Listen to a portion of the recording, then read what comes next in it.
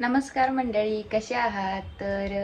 मागच्या एका व्हिडिओमध्ये ताईंनी कमेंट केली होती की पुण्याचा पाऊस दाखवा. तर आता मी तुम्हाला बाहेरचा नजारा दाखवते. तर चला. तर खरं तर 2 दिवसापासूनच पाऊस खूप कमी आलेला आहे. प्रमाण पावसाचं म्हणजे थोडं थोडं येतून, पण कालपासून तर अजिबातच पाऊस नाही. म्हणजे मला दाखवते बॅक कॅमेऱ्याने. गॅलरीत थोडेसे कपडे सुकत टाकलेले आहेत, आता ऊन पडले म्हणते बघा. पूर्ण आभाळ साफ झालाय. मस्त पक्षी इकडून तिकडून उडत आहेत आणि अजिबातच ढग नाही आहेत. 2 दिवस झालं ऊन पडलंय. मस्त असे गॅलरीत कपडे सुद्धा सुकायला टाकलेत. आपली झाडं सुद्धा छान अशी डोकं वर काढलेत आता पाऊस कमी झालाय तर आता समजलंच असेल तुम्हाला की थोडासा पाऊस कमी झालेला आहे. मागच्या आठवड्यात प्रचंड पाऊस पडत होता. अक्षरशः आठवडाभर ऊनच नव्हतं कसलंच. कपडे सुकायला तर जागाच नव्हती. बेडरूम शिवाय तर पर्यायच नव्हते. हॉल बेडरूम सगळीकडे कपडेच सुकायला टाकले होते. तेवढ्यातच हा स्टँड घेतला होता नुकताच. तर ह्याचा मला खूप उपयोग झाला. जर ह्याची लिंक पाहिजे असेल तर तुम्हाला डिस्क्रिप्शन बॉक्समध्ये नक्कीच मी देईन. तिथून तुम्ही त्या प्रोडक्ट घेऊ शकताय. तर नंतर दुसऱ्या एका ताईची कमेंट होती की गणपतीच्या डेकोरेशनसाठी काहीतरी दाखवा. तर आता आपण त्याच्यासाठी बघणार आहोत.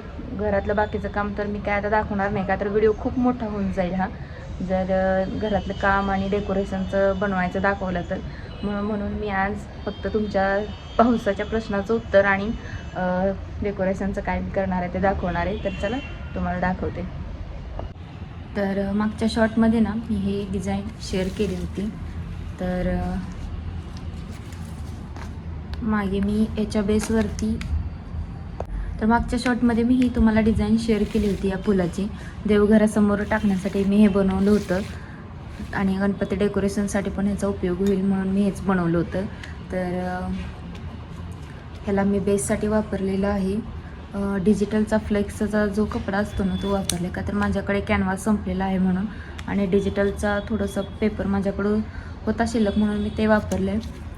तर आताची डिझाईन आपण नवीन बघणार आहोत ती म्हणजे एक मी कमळ दाखवणार आहे. जे आता ट्रेडिंगमध्ये सुरू आहे.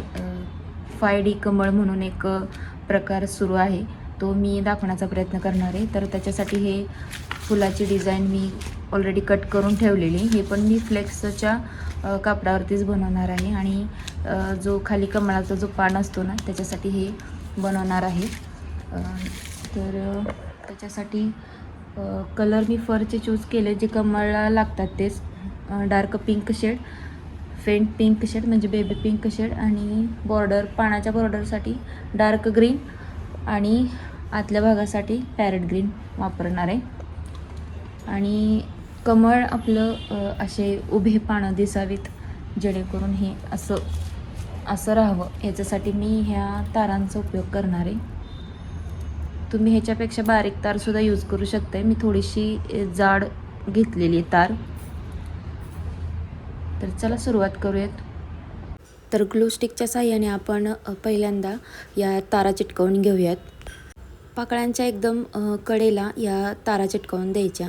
पहिल्यांदा ग्लू व्यवस्थित सावधगिरीने ओतून घ्यायचा, नाहीतर पोळण्याची पण शक्यता असते.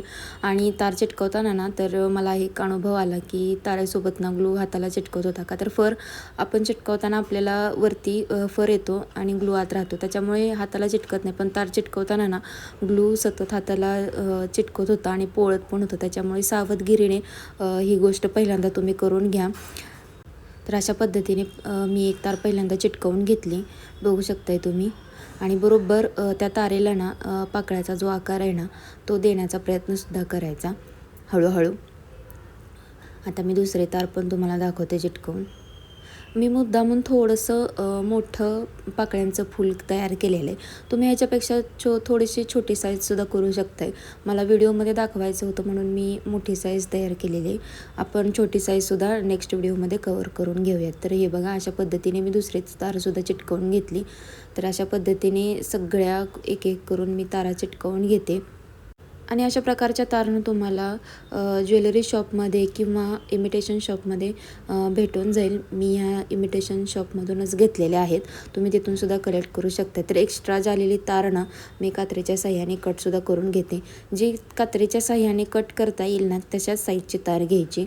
जास्त मोठी पण आहे जास्त बारीक पण आहे. मीडियम साईजचीच तार घेतली ना की व्यवस्थित आकार वगैरे देता येतो. जास्त बारीक पण तार घेतली ना की ती मोडण्याची सुद्धा शक्यता असते आपण वाकवताना वगैरे. त्याच्यामुळे मी जी तार यूज केली ना तशाच पद्धतीची तुम्ही तार आणू शकता. तर अशा प्रकारे एक एक करून मी सगळ्या तारा चिटकवून घेतल्या पाकळ्यांना व्यवस्थित आकार देऊन.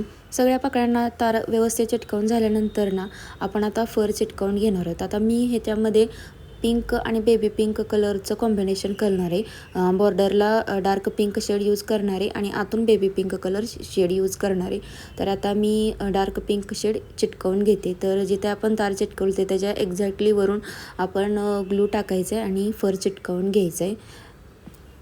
अगदी सोप्या पद्धतीने स्टेप बाय स्टेप मी तुम्हाला सांगते. त्याच्यामुळे व्हिडिओ कुठेही स्किप न करता पूर्ण बघा. त्याच्यामुळे तुम्हाला समजून जाईल की कमळ एक्झॅक्टली कसं बनवायचं आहे ते. आणि मी ह्याच्यामध्ये पूर्ण कमळचाच हे करणार आहे, लूक देणार आहे. इतर कोणताही लूक तयार करणार नाही आहे. त्याच्यामुळे तुम्ही व्हिडिओ शेवटपर्यंत बघत राहा. तर एक एक पाकळ्या करून पूर्ण पिंक कलर मी फिलअप करून घेते. तर बघा अशा पद्धतीने मी पिंक कलर फिलअप करून घेतलेलं आहे आणि आतल्या गोलला बेबी पिंक कलरनी पण फिलअप करून घेतलेलं आहे.